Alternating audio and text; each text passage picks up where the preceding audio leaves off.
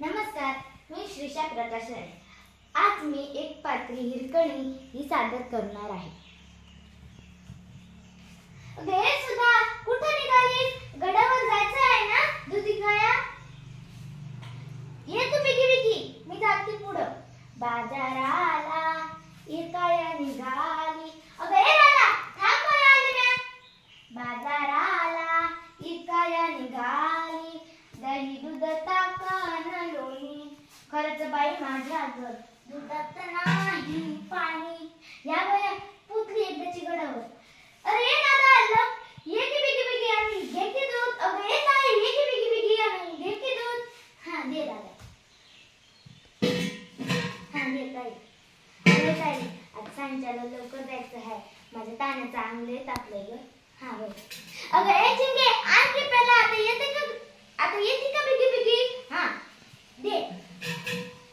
आणि हा, दूध सांडायचं नाही, नाहीतर आय म्हणे हिराने दूध कमी दिलं म्हणून।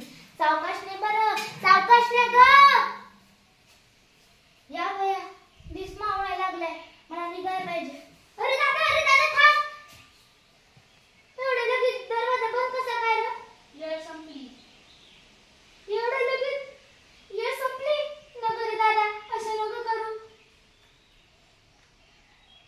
नाही ना, माझ्या ताने चांगले तंपे उगीन की नाही।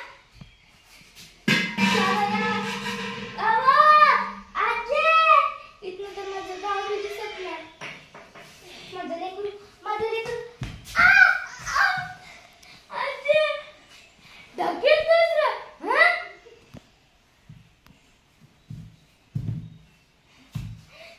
माझ्या तानाला भूक लागली असेल ना, इथनं तर माझं गाव बी दिसत नाही। कशी जाऊ माझ्या लेकराकडे? नाही, मला निघायला पाहिजे, माझ्या ताण्यासाठी मला निघायला पाहिजे।